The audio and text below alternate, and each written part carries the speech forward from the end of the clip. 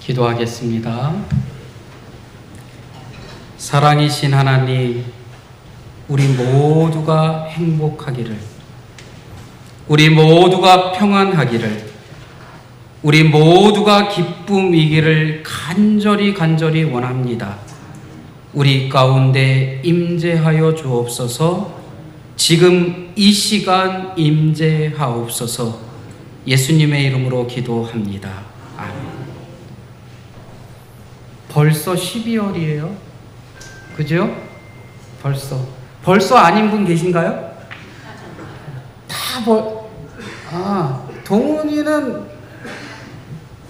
동훈이는 아이고 아직도 12월이야 이럴 수도 있겠다. 그죠? 근데 다 벌써 12월입니다. 동훈아, 저기 사무실 목사님 자리 끝에 젤리 준비되어 있어. 벌써 12월이에요. 벌써 12월. 사택으로 이사 들어온 지 1년 됐습니다. 벌써입니다. 작년 12월 7일에 이사 들어왔는데 오늘이 12월 7일이에요.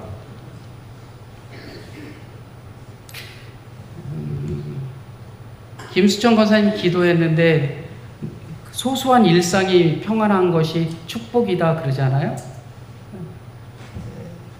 우리를 평안하게 두나요? 어제 저는 짜증 지대로였습니다. 잘 모르시겠지만 교회 홈페이지가 난리가 났습니다. 교회 홈페이지에 누가 매크로 같은 걸 써서 올렸는지 1초 단위로 쫙 올려가지고 한 1000개 이상을 올려놨어요. 해결해야 되잖아요. 그죠? 그런데 해결 방법이 관리자 아이디 말고 그거보다 더 한 단계 되어 있는 그 아이디를 통해서 들어가야지만 뭐 전체 삭제를 하든 뭐 하든 뭐 들어온 사람들을 찾아서 쫓아내든 이런 걸 할 수 있는데 그게 없어요.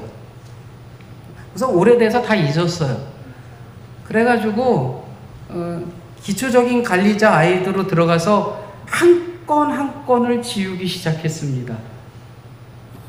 그래서 한 2시간 반쯤 걸려서 다 지웠어요. 다 지웠는데 다 지우고 이제 됐다 그러고서 딴 데를 또 알아봤더니 기도문에도 한 100건 정도를 또 올려놨더군요. 그래서 그것까지 지웠어요. 이 짜증 저 짜증이 막 겹치니까 진짜 많이 짜증이 났거든요. 근데 넉넉하게 지내려고 저도 노력을 합니다. 이런 노래가 있어요. 슬픈 인연이라는 노래입니다. 아시는 분 계신가요? 네, 정은자 권사님 한번 샥 불러주실래요? 그 슬픈 인연이라는 노래가 남이라는 가수가 부른 노래인데 그 가사의 뒷부분에 가보면 이런 내용이 있습니다. 그러나 그 시절에 너를 또 만나서 사랑할 수 있을까? 흐르는 그 세월에 나는 또 얼마나 많은 눈물을 흘리려나? 누군가를 다시 만났는데 뭐 뿐이라는 거예요? 눈물뿐이래요. 아니 간절히 원하고 원해서 다시 만났는데 기뻐야 하잖아요. 그죠? 행복해야 하잖아요. 즐거워야 하잖아요. 근데 남이의 슬픈 인연에서는 얼마나 또 눈물을 흘려야 하나라고 한탄을 하고 있거든요.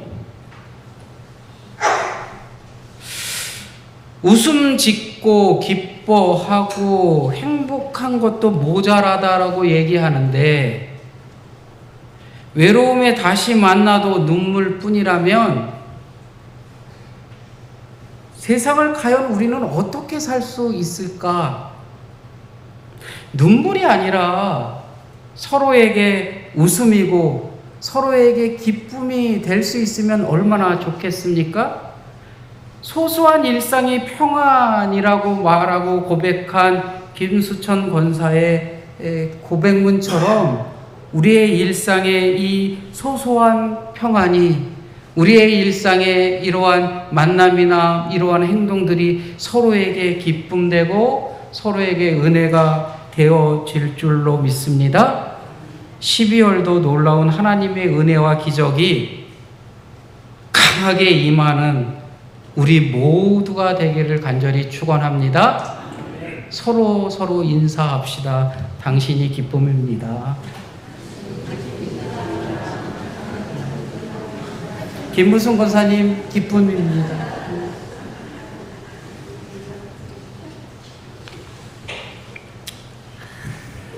소소한 일상이 기쁨이고 당신이 기쁨이면 얼마나 좋겠어요?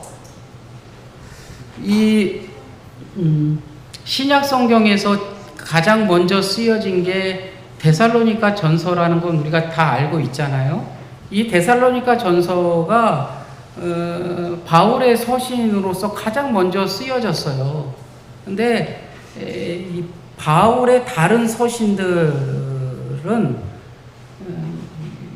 지금 첫 번째 서신과는 조금 다른 서신들이에요. 다른 서신들은 어떻게 쓰여졌냐면요, 어디에 무슨 문제가 있어서 그 문제를 어떻게 하려고 봉합하거나 문제를 해결하거나 또는 그것을 어떻게 슬기롭게 넘어가야 하는지를 알려주기 위해서 편지를 썼기 때문에 데살로니가 전서하고는 조금 다른 방향으로 흘러가고 있는데, 이 데살로니가 전서는 그런 편지가 아니라 그냥 친구 사이에 서로 주고받는 편지처럼 여겨지는 거예요. 그래서 데살로니가 전서를 우정의 편지라고 표현하는 학자들도 있어요. 그러니까 아주 편안하게 쓴 편지라는 거예요. 약간의 조언, 약간의 경고, 또 약간의 위로, 그리고 이렇게 내가 너희들과 함께 있었을 때 잊지 말고 이렇게 좀 상기했으면 좋겠어 하는 내용들이 데살로니가 전서에 들어가 있어요. 그런데 이 데살로니가 교회가 바울 사도가 편지를 쓰는 그 상황을 보면 너무나도 힘들고 어렵고 고통 중에 있었다는 거예요. 고통 중에 있고 어렵고 힘듦에 있었으면, 야, 그래, 너희 그 고통, 너희의 힘듦, 너희 그거 다 알아, 위로하고 힘주고 막 이래야 되는데, 그냥 평상시에 같이 그냥 지내는 사람들처럼 편지를 주고 받았다는, 줬다는 거 아니에요? 어떻게 그럴 수 있을까? 라고 했을 때 그 내용에 들어가 보면 우리가 아주 잘 알 수가 있어요. 미얀마에서 선교를 하고 있는 후배 목사가 있어요. 이 후배 목사는 미얀마에 문제가 발생하고서 도망을 쳐서 어디로 도망쳐 나왔냐면 그 태국 미얀마 국경 사이에 있는 곳으로 도망쳐 나와서 미얀마의 소수족을 향한 신학교를 세우고, 지금도 그 신학교를 함께 그 미얀마 아이들이 와서 숙식을 하면서 신학을 배우고 그 미얀마로 돌아가서 어떻게 하면 복음을 전할까 고심을 하고 있어요. 미얀마 선교사인데 지금 태국에서, 미얀마 사람들인데 도망쳐서 태국에서 지금 살고 있거든요. 근데 그렇게 도망치고 한 그들에게 전제가 있는데, 그건 뭐냐면 그들은 그들의 삶의 모든 터전에서 어떻게 된다는 거예요?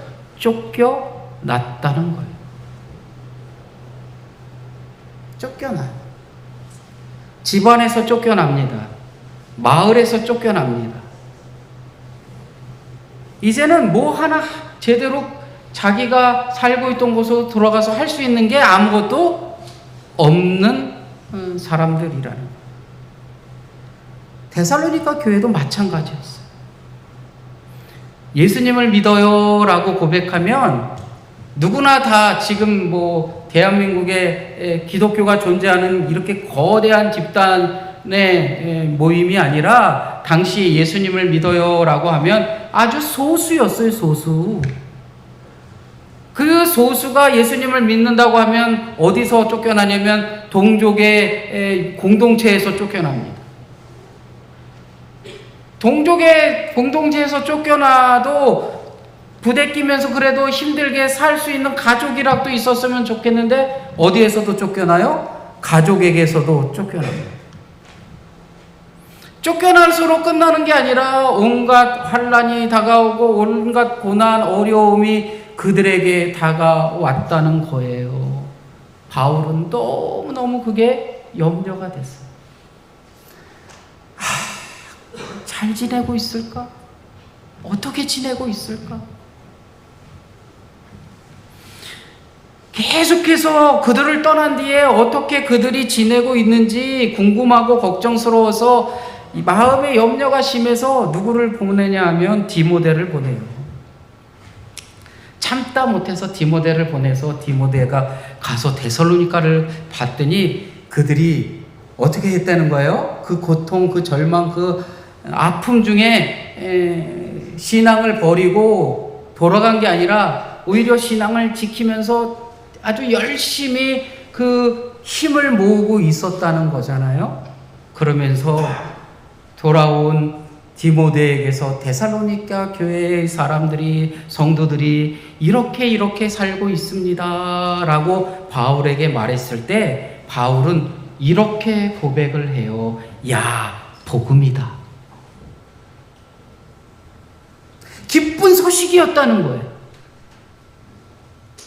데살로니가 성도들이 아픔 중에, 고통 중에, 어려움 중에 자신들의 믿음을 지켰다라는 게 복음이라는 거예요. 복음. 기쁜 소식이었다는 겁니다. 기쁜 소식이에요? 누가 고통당하는데 박명자 권사님이 어떤 어려움을 당해서 고통을 당하고 있어요. 그렇지만 그 고통 중에도 믿음은 지키고 있네요. 그랬더니 기쁜 소식이라는 거예요. 아픈 소식이지 기쁜 소식이에요? 절망의 소식이지 기쁜 소식입니까? 근데 사도 바울은 디모데에 와서 그들이 이렇게 하고 있습니다 라고 말했을 때 사도 바울은 그 소식을 뭐라고 얘기하냐면 기쁜 소식입니다 라고 말하고 있어요. 그러나 이제 디모데가 여러분에게서 우리에게 돌아와 여러분의 믿음과 사랑에 대한 기쁜 소식을 전하여 주었습니다. 그는 여러분이 우리를 늘 좋게 생각하고 있어서 우리가 여러분을 간절히 보고 싶어 하는 것과 같이 여러분도 우리를 간절히 보고 싶어 한다고 전해 주었습니다. 친구들이여, 그래서 우리의 모든 공경과 환난 가운데서도 우리는 여러분의 믿음의 소식에 안심하고 있습니다. 고통당하고 어려움당하고 했는데 그 환난 중에 이들이 믿음을 지키고 있기 때문에 그 믿음 때문에 안심하고 있고, 이게 어떠한 소식이라냐면 좋은 소식, 기쁜 소식이라는 거예요.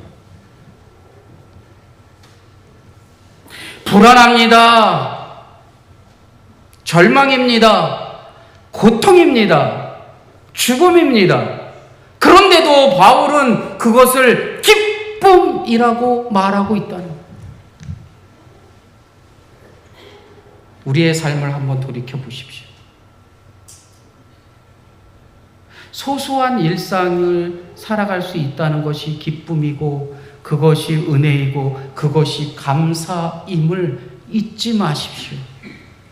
사도 바울이 데살로니가 교회 교인들의 그 상황 속에서 그들이 당하는 고난도, 아픔도, 절망도, 어려움도 기쁨입니다 라고 고백할 수 있었던 것은 그들이 그러한 모든 것들 가운데 믿음으로 그들의 신앙을, 그들의 삶을 지켜나가고 있었기 때문에 가능한 것입니다.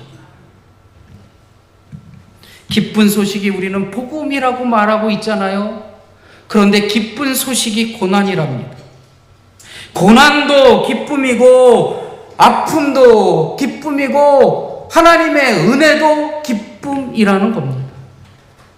나에게 주어진 기쁨, 나에게 주어진 행복, 나에게 주어진 은혜의 한두 가지 일들만이 기쁨이 아니라 나에게 오는 절망도, 나에게 오는 아픔도 기쁨으로 변할 수 있는 믿음의 성도들이 될 수 있기를 간절히 원합니다.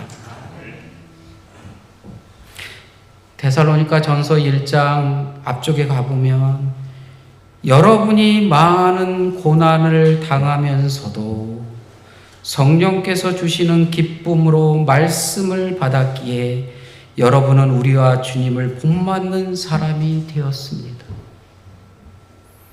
행복한 중에, 편안한 중에 신앙을 얻어가는 것이 아니라 아픔 중에서도, 그 불안 중에서도 그 기쁨으로 우리의 믿음을 지켜나갈 수 있는 성도들이 될 수 있기를 간절히 원합니다. 그래서 데살로니가 전서를 중요한 단어로 표시해라 그러면 이 두 가지를 얘기해요. 하나는 틸립시스. 그건 뭐냐면 고난입니다. 그리고 카라입니다. 꽃 중에 카라 있죠?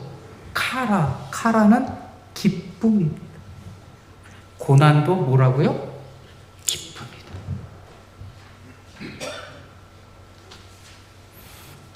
사랑하는 성도 여러분, 우리가 세상 속에서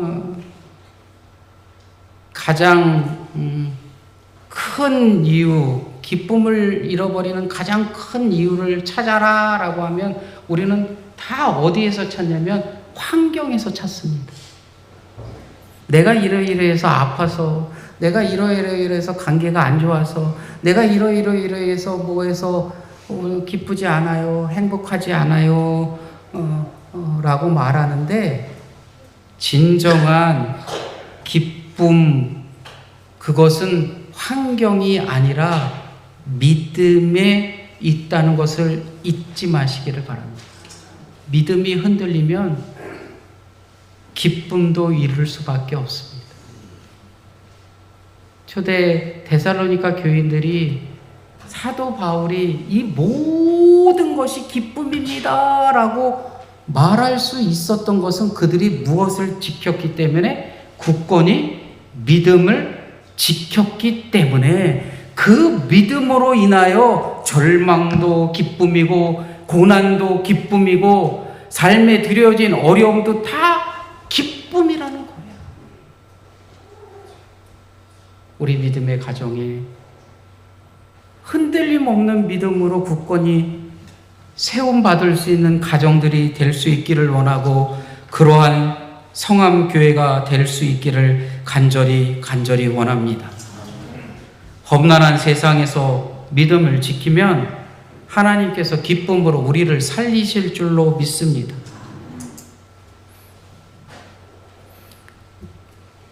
뒤쪽에 8절에 보면 뭐라고 되어 있냐면 이렇게 말씀합니다.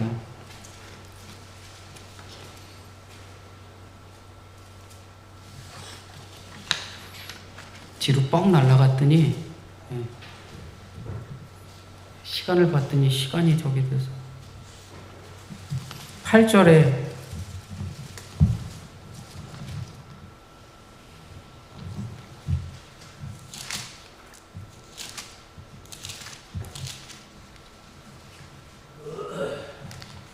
죄송합니다.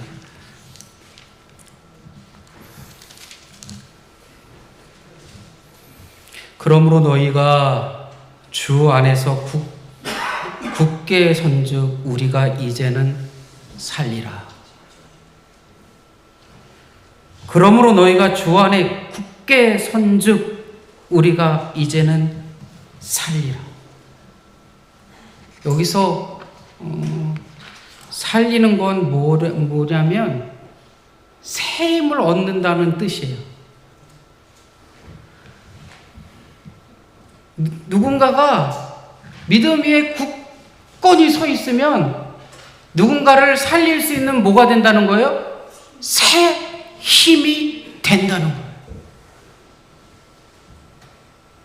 사랑하는 성도 여러분, 우리 성함교회는 서로가 서로를 살릴 수 있는, 새 힘을 줄 수 있는 굳건한 믿음에 서는 교회가 되기를 간절히 원합니다.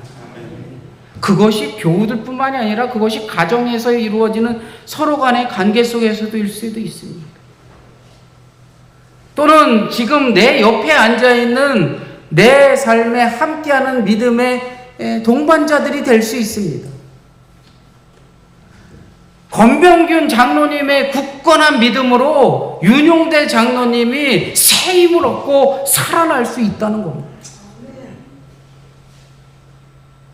그래서 아까 당신이 기쁨입니다 라고 인사했던 거는 뭐냐면 당신 때문에 누가 살고 있다는 거예요?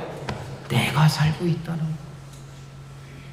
사도 바울은 데살로니가 교인들을 향하여 말합니다. 너희들이 굳건한 믿음에 섰기 때문에 누가 살고 있다는 거예요? 사도 바울이 새 힘을 얻어 살 수 있다는 겁니다. 우리가 서로에게 가정에서, 교회에서, 또 이웃을 향하여 믿음에 함께하는 성함 교회들을 향하여 서로에게 힘이 되어질 수 있기를 간절히 원합니다. 그 은혜로 서로가 살 수 있기를 간절히 원합니다. 사랑하는 성도 여러분, 세상을 살아가기에 온갖 고통, 절망이 뒤따르고 있지요. 그래서 험난한 세상 우리가 어떻게 기쁨으로 살까? 험난한 세상을 어떻게 우리가 은혜로 살까 고민하고 있는데 사도 바울은 아주 명확하게 말합니다. 흔들림 없는 믿음 가운데 너희들이 서 있으면 고난도 기쁨이고 절망도 기쁨이고 삶에 들여진 어려운 문제들도 기쁨일 터인데 그 기쁨은 너희들이 지켜온 믿음을 통하여 온전히 누려갈 수 있을 것이다 라고 말합니다. 흔들림 없는 믿음으로 굳건히 서십시오. 그리고 그 믿음으로 나만 사는 것이 아니라 내가 흔들림 없는 굳건한 믿음 때문에 내 옆에 있는 누구도 힘을 얻고 살아날 것이고, 성함교회도 성함교회 교우들 한 사람 한 사람의 흔들림 없는 믿음으로 다시 살아나고 그렇게 행동하는 교회가 될 줄로 믿습니다. 험난한 세상 기쁨으로 사십시오. 험난한 세상 기쁨으로 이겨내십시오. 그러면 그 은혜 안에 온전한 믿음이 굳건히 세워질 줄로 믿습니다. 험난한 세상 속에서도 성령께서 주시는 기쁨으로 살아가는 우리 모두가 되어 지금 성함교회가, 지금 내 가정이 하나님의 은혜를 마음껏 맛보는 그러한 놀라운 은혜의 터전이 되기를 간절히 축원합니다.